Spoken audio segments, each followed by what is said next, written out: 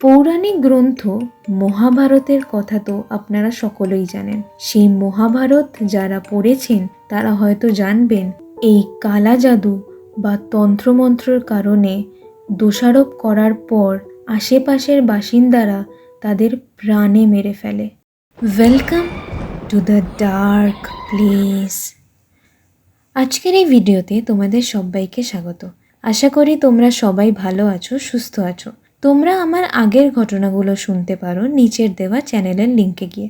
ঘটনাটি পুরোটা শুনবে, ভালো লাগলে লাইক করবে ও অবশ্যই কমেন্ট করে জানাবে। আর এরকম আরও সত্যি অলৌকিক বা ভৌতিক ঘটনা বা কোনো জায়গার অজানা কিছু ভয়াবহ কালো ইতিহাস শুনতে হলে সাবস্ক্রাইব করে আমার পাশে থাকবে।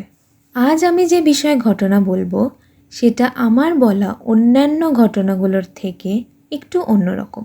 আপনারা সকলেই আশা করি ব্ল্যাক ম্যাজিক অর্থাৎ কালা জাদু বা ভুডু বা উইচক্রাফট এরকম নানান শব্দের সাথে ভালোভাবেই পরিচিত।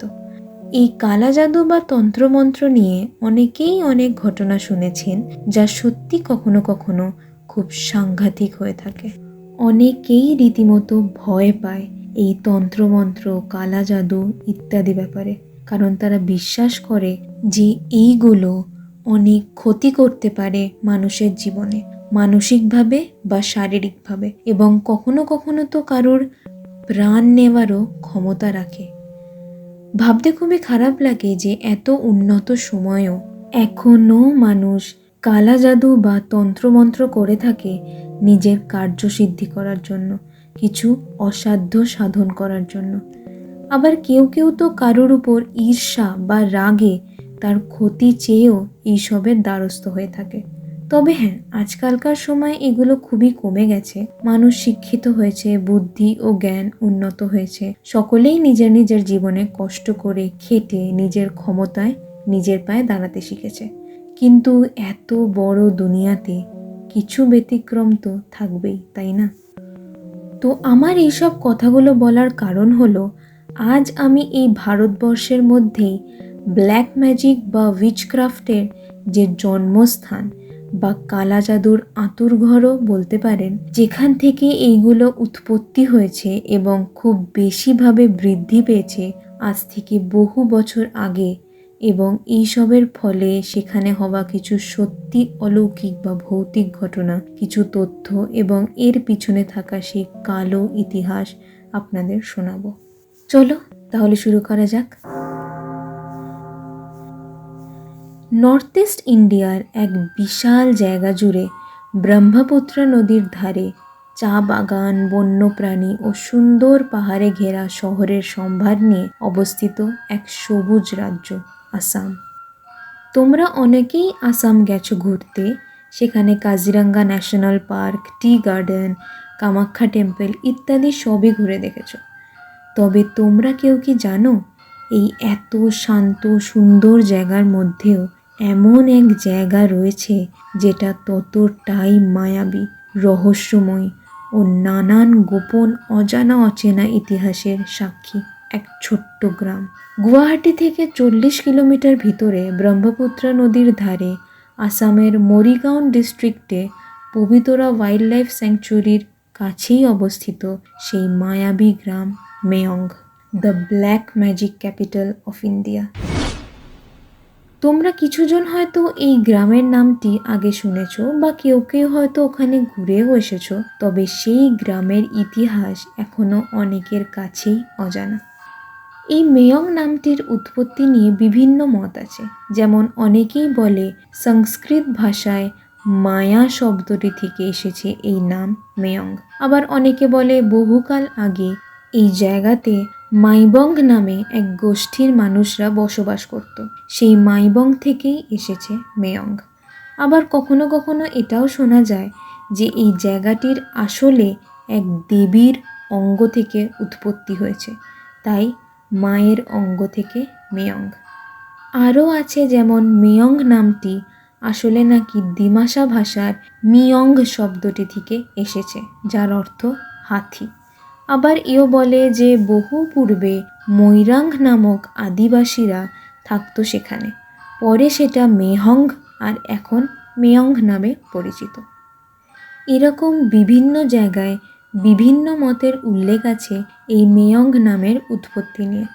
তবে মেয়ং মানে যে মায়া, এটাই সব থেকে প্রযোজ্য, আপনারা ক্রমশই বুঝতে পারবেন। এবার আমরা আরেকটু পিছনে পুরনো দিনে চলে যাই। আমাদের ইতিহাসেও এই মেয়ঙ্গের জাদুবিদ্যা বা কালা জাদু, তন্ত্রমন্ত্র এইসবের উল্লেখ পাওয়া যায় বেশ ভালো রকমের। পৌরাণিক গ্রন্থ মহাভারতের কথা তো আপনারা সকলেই জানেন। সেই মহাভারত যারা পড়েছেন তারা হয়তো জানবেন যে হিড়িম্বা এবং ভীমের পুত্র ঘটোৎকচ কাছারি রাজ্যের প্রধান ছিলেন। তিনি নাকি এই মেয়ং থেকেই জাদুবিদ্যা লাভ করেছিলেন মহাভারতের সেই মহাযুদ্ধ লড়বার জন্য। আবার প্রাচীন লোককথা অনুযায়ী মুঘলরাও নাকি এই মায়াবী জাদুতে আচ্ছন্ন মেয়ং এলাকাকে বেশ ভয়ই পেত এবং একটু এড়িয়েই চলত। মির্জা মুহাম্মদ কাজিমের লেখা মুঘল সম্রাট ঔরঙ্গজেবের প্রথম 10 বছরের সেই রাজত্ব নিয়ে প্রাচীন গ্রন্থ আলমগীরনামা, সেখানে লেখা আছে যে 1337 অর্থাৎ 1337 সালে মুহাম্মদ শাহ এবং তার 1 লাখ সেনাবাহিনী আসামের আহোম রাজ্য দখল করার সময় নাকি এই মেয়ঙ্গের কোনো অন্ধকার মায়াবী জঙ্গলে কোথায় হারিয়ে গেছিল আর তার নামমাত্র কোথাও পাওয়া যায়নি কখনো। সেই কারণেই নাকি এই মায়াবী জায়গাকে মুঘল সম্রাটরাও ভয় পেত। এইগুলো ছাড়াও পৌরাণিক মত অনুযায়ী এমন অনেক হাড়হিম করা তথ্য পাওয়া যায় এই জায়গার ব্যাপারে, যা শুনলে গায়ে কাঁটা দেবে। যেমন নরবলি অর্থাৎ মানুষকে বলি দেওয়া। বলা হয় দেবী শক্তির আরাধনায় এই নরবলি দেওয়া হতো, যাতে আরও ভালো জাদুটোনা, তন্ত্রমন্ত্র এইসবের অধিকারী হতে পারে তারা। সেই বলি দেওয়ার তরোয়াল, নানা অস্ত্রশস্ত্র এবং মাটির নিচে পাওয়া মানুষের খুলি থেকে এই বিষয়টি স্পষ্ট যে এক সময় সেখানকার মানুষেরা তাদের কার্যসিদ্ধি করার জন্য এবং জাদুবিদ্যার অধিকারী হওয়ার জন্য এই নরবলি দিত। সেখানকার বাসিন্দারা আজও সেই পুরনো দিনে হওয়া নানান তন্ত্রমন্ত্র, জাদুবিদ্যার ব্যাপারে অনেক সত্য ঘটনাই বলে থাকে। সেইগুলো থেকেই আমি তোমাদেরকে শোনাচ্ছি আজ। এই যারা তন্ত্রমন্ত্র করত বা আজও করে তাদের ওঝা বা বেজ বলা হয়। সেখানে এমন অনেক তথ্য আছে যে সেই পুরনো দিনে ওঝারা নাকি মানুষদের হাওয়াতে বিলীন করে দিত। ভালো মানুষকে জানোয়ারে বদলে দেওয়া বা গাছের পাতাকে মাছে পরিণত করে সেটিকে উধাও করে দেওয়া ইত্যাদি অনেক অসম্ভব কাজের ক্ষমতা রাখত। লোককথাতে বলা হয় যে একবার নাকি এক বিশাল হিংস্র বাঘকে এক ওঝা সেই বাঘবন্ধ মন্ত্র দিয়ে বশ করেছিল, যার মূর্তি আজও সবাইকে স্বাগত করে যারা সেইখানের মেয়ং সেন্ট্রাল মিউজিয়ামে ঘুরতে যায়। আমি সেই মিউজিয়ামের ব্যাপারে একটু পরে আরও ডিটেলসে আপনাদের বলবো। আমি একটু আগেই বলেছি যে এই জাদুবিদ্যায় যারা পটু তাদের বেজ বা ওঝা বলা হতো। সেই বেজরা নাকি আজও সেই গ্রামে কারোর শরীর অসুস্থ হলে তাকে চিকিৎসা করে সেই মন্ত্রর দ্বারা। সেখানে ডক্টর বা হসপিটাল ইত্যাদির অত প্রচলন নেই। আবার কারোর যদি কিছু জিনিস হারিয়ে যায় সেইটা খুঁজে দেওয়ারও ক্ষমতা রাখে সেই মন্ত্র। আবার কাউকে বশ করতে বা আকর্ষণ করতে ব্যবহার হয় মোহিনী মন্ত্র। এরকমই বিভিন্ন মন্ত্র দিয়ে নানান কার্যসিদ্ধি করে থাকে সেই বেজ বা ওঝারা। সেখানকার বাসিন্দারাই জানিয়েছে যে যদি কারোর কিছু হারিয়ে যায় এবং তারা সেই বেজের দ্বারস্থ হয়, তবে সেই বেজরা নাকি তামার বাটিতে একটি ফুল রেখে জাদুমন্ত্র পাঠ করতেই সেই বাটি আপনা থেকেই মাটিতে আস্তে আস্তে সরতে আরম্ভ করে এবং ধীরে ধীরে সেই জায়গায় গিয়ে থেমে যায় যেখানে তার হারানো জিনিসটা থাকে। এই বেজরা নাকি সেখানে কারোর পিঠে বা কোমরে ব্যথা হলে একটি তামার থালা সেই ব্যথা জায়গায় রেখে কিছু মন্ত্র পাঠ করলেই কিছু মিনিটের মধ্যেই ব্যথা কমে যায়। কখনো কারোর খুব বেশি ব্যথা হলে সেই প্লেট নাকি ভেঙে দুটুকরো হয়ে যায় এবং আস্তে আস্তে ব্যথা কমে যায়। সেই প্লেট নাকি ব্যথা শুষে নিতে পারে মন্ত্রের দ্বারা। এইগুলো ছাড়াও আর এক ভয়াবহ কালো দিক আছে সেই মেয়ঙ্গের, তা হলো উইচ হান্টিং বা ডাইনি শিকার। এই ডাইনি প্রথাটির সাথে আপনারা অনেকেই পরিচিত নাই থাকতে পারেন। এই ডাইনি শিকার পৃথিবীর অনেক প্রান্তেই হয়ে থাকতো পুরনো দিনে। একটি জাদুকরি বা ডাইনি শিকার হলো এমন লোকেদের জন্য করা অনুসন্ধান যাকে ডাইনি হিসাবে চিহ্নিত করা হয়েছে। তবে বেশিরভাগ ক্ষেত্রেই ডাইনি তকমাটি মহিলাদেরই দেওয়া হতো। ডাইনি বলতেই আমাদের মাথায় যে ছবি আসে তা হলো কোনো এক মহিলা যার ভীষণ লম্বা চুল, হাতে বড় বড় নখ এবং পা উল্টো করে হাঁটে, এরকমই সব চিন্তা আমাদের মাথায় আসে। তবে এখানে ব্যাপারটা একটু অন্যরকম। যে মহিলাকে একবার ডাইনি বলে চিহ্নিত করা হতো তাকে সেই জায়গার সব অশিক্ষিত লোকেরা মিলে ভয়ানকভাবে অত্যাচার করত, যা শুনলে আজও গায়ে কাঁটা দিয়ে ওঠে। সেই মহিলাকে পাশবিকভাবে মারত, তাকে বস্ত্রহীন করে পুরো গ্রামে ঘুরিয়ে তারপর তাকে বের করে দিত সেই গ্রাম থেকে। আবার কোনো কোনো ক্ষেত্রে তো সেই ডাইনি বলা মহিলাটিকে প্রাণে মেরে ফেলতেও দ্বিধাবোধ করতো না তারা। কখনো কখনো সব সীমা অতিক্রম করে সেই মহিলার শিরচ্ছেদ অর্থাৎ মাথা কেটে দিতেও দুবার ভাবতো না সেই অশিক্ষিত কুসংস্কারে আচ্ছন্ন লোকেরা। বেশিরভাগ সময়েই নিজের কার্যসিদ্ধি করবার জন্য বা কোনো অসৎ মতলবে গ্রামের মুখিয়ারা যে কাউকে ডাইনি চিহ্নিত করে দিত এবং গ্রাম বাসিন্দাদের তার বিপক্ষে করে দিত। এইভাবেই একসময় আসামের সেই মায়াবী গ্রামে প্রায় শয়ে শয়ে মানুষের প্রাণ নেওয়া হতো। এরকমও লিখিত আছে যে সেই সময় এক পরিবারের 5 জন সদস্যকে একসাথে শিরচ্ছেদ মানে মাথা কেটে দেওয়া হয়েছিল সেই গ্রামেরই 2 জন বাসিন্দার অসুখের কারণে মৃত্যুর জন্য দায়ী করে। তখনকার সময় গ্রামের কারুর যদি শরীর অসুস্থতার কারণে বা কোনো অসুখের কারণে মৃত্যু হতো, সেই দায় তাদের পরিবারের কোনো সদস্যর উপর দেওয়া হতো এবং তাকে ডাইনি বলে চিহ্নিত করা হতো। এটার আসল কারণ হলো সেখানে ডক্টর বলতে সেই বেজ বা ওঝা, তারা যখন সেই অসুখের সমাধান করতে পারতো না তখন তাদের পরিবারের লোকের উপর দোষ দিয়ে দিত যাতে তাদের উপর কোনো রকম দায় না আসে।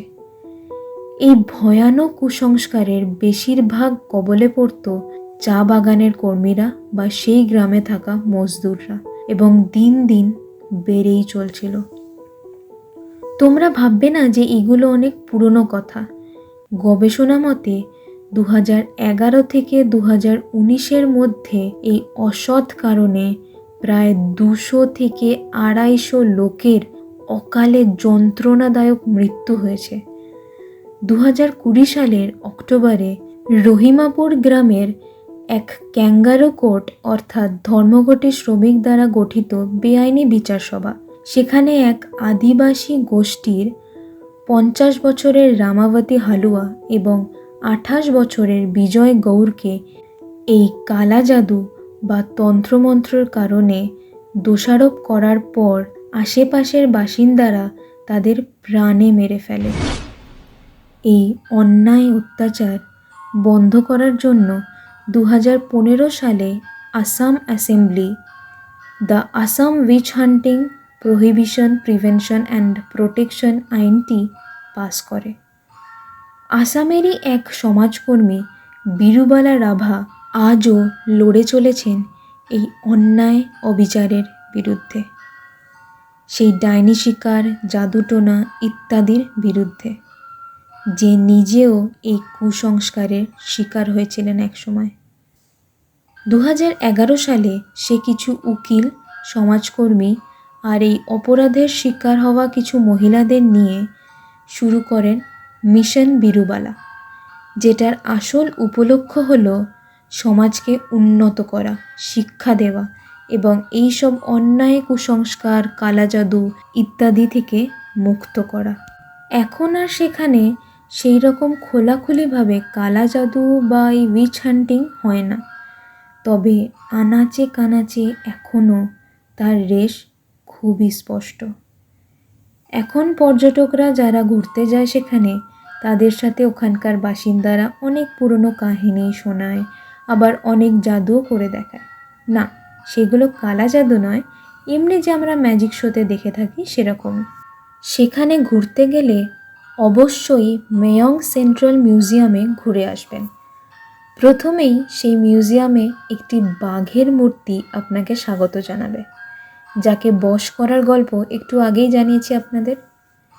মিউজিয়ামের ভিতরে ঢুকলেই আপনার একটু গা ছমছমে লাগবে, বেশ স্যাঁতস্যাঁতে, হালকা অন্ধকারাচ্ছন্ন জায়গাটা, এবং চারিদিকে দেওয়াল জুড়ে নানান মূর্তি, টেরাকোটার পুতুল, নানা অস্ত্র, পাথরের সব শিলালিপি, আবার একটি বহু পুরনো পালকিও রাখা আছে সেখানে। কিন্তু আসল আকর্ষণ হলো হলের একদম শেষে একটি কাঁচের টেবিলের নিচে রাখা প্রচুর তালপাতার পাণ্ডুলিপি, যার মধ্যে নানান জাদু মন্ত্র সব লেখা। সেইগুলো যেন হাঁ করে অপেক্ষা করে আছে তাদের আসল উত্তরাধিকারীর জন্য, যারা এসে সেই মন্ত্রগুলো পড়ে ব্যবহার করতে পারবে এবং এই ধারাকে এগিয়ে নিয়ে চলবে। সেইগুলো আসলে অনেক পুরনো আসামের ব্রাজভ্যালি ও কাইথেলি ভাষায় লেখা, যা আজ আসামের সেই জায়গার হাতে গুনে 1-2 বয়স্ক মানুষই পড়ে বুঝতে পারবে। এখন আর কেউ সেই ভাষা বুঝবে না, আর এটাই হয়তো আমাদের সমাজের জন্য মঙ্গল। এইভাবেই এইসব জাদু টোনা বিলুপ্ত হয়ে যাবে এবং এই কাঁচের টেবিলের নিচে পাণ্ডুলিপিতেই আটকে রয়ে যাবে সারা জীবন। এত মৃত্যু, এত নিষ্পাপ মানুষের বলি, এত অন্যায় অত্যাচার, এত কুমন্ত্র, জাদু টোনা নিয়ে এই মেয়ং সত্যি অর্থেই মায়াবী। সেই মানুষগুলোর অতৃপ্ত আত্মা আজও ঘুরে বেড়ায় সেই গ্রামের আনাচে কানাচে, অন্ধকার গলিতে। আজও আপনারা সেখানে গেলে অবশ্যই অনুভব করতে পারবেন সেই মায়াবী এক পরিবেশ। এরকম অনেক পর্যটকই দাবি করে যে তারা সেখানে নানা অস্বাভাবিক ঘটনা ঘটতে দেখে, যা মোটেই জাগতিক কিছু নয়। হঠাৎ গাড়ির সামনে এক সাদা ছায়ামূর্তি দেখা, বা দূরে এক অশরীরী ছায়ামূর্তি দেখা, আবার এরকমও দেখে এক পুতুলের গায়ে রক্তের বিন্দু ইত্যাদি। আমার তো খুবই ইচ্ছা আছে আসামে ঘুরতে গেলে এই গ্রামে আমি অবশ্যই যাব। আপনারাও গিয়ে ঘুরে আসতে পারেন এবং এই ইতিহাস শোনার পর আশা করি আরও বেশি করে আপনারা অনুভব করতে পারবেন। তবে এইসব ছাড়া এই জায়গার প্রাকৃতিক সৌন্দর্য ও শান্তি আপনাকে অবশ্যই আকৃষ্ট করবে। শুনে কেমন লাগলো অবশ্যই জানাবেন কমেন্টসে লিখে, এবং আপনারা যদি কেউ আসামের সেই জায়গায় গিয়ে থাকেন তাহলে আপনাদের এক্সপিরিয়েন্সও অবশ্যই শেয়ার করবেন কমেন্টসে লিখে। আজ এই অবধি, দেখা হবে পরের ভিডিওতে দ্য ডার্ক প্লেসে।